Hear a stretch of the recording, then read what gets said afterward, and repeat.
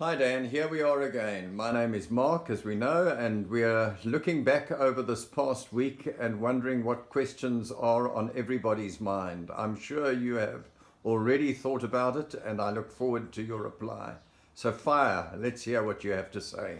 Thank you, Mark. Yes, what the Europeans call their summer tours are over, and the Springboks did really well in the last test against Wales. I didn't think they played that well, but they won convincingly, as we expected, But I'm a little bit worried about the Springboks at the moment. I think our attacking play needs a lot of attention. I'd like to see more variation.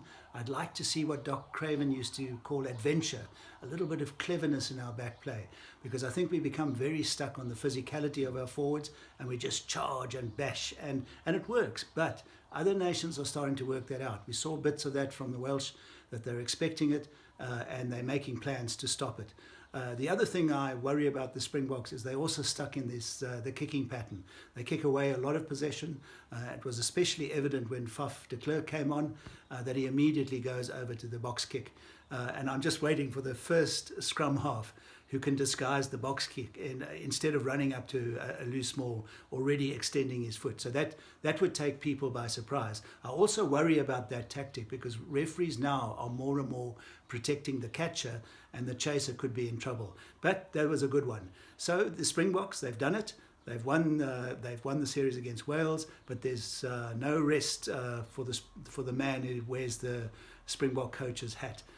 In 2 weeks' time, August the 6th, we play the All Blacks, and it will be a very determined, very hurt, very passionate All Black side, because they, of course, took a hiding from the Irish. The Irish were exceptionally dominant, a very impressive Irish victory, and the All Blacks just not accustomed to going through that. So our next opponent's the All Blacks in Nelspruit, in Mbombela, which is a first for us, and then back onto the Highveld. And then we're into what we know as the Rugby Championship. And already our absence from the Super Rugby is very apparent. The All Blacks and the Wallabies and the Argentinian sides, full of players we don't know their names, they're new to us. Once we've seen off the All Blacks, then we have to go to Australia. And that is a worry. We haven't beaten Australia over 7 tests since 2014 that we haven't beaten them. That's 6 defeats and 1 draw in Australia.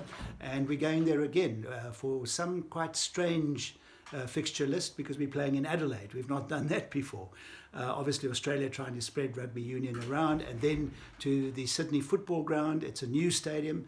It's the old Sydney Football Ground. It's now known as the Allianz Stadium, so that's Australia. And then back home to play Argentina, and then it doesn't stop because then there's a month before we go over to Europe. And that's going to be a very difficult tour because our fixture list there includes Ireland and France and Italy and England. And what makes that very interesting is that Ireland and France, of course,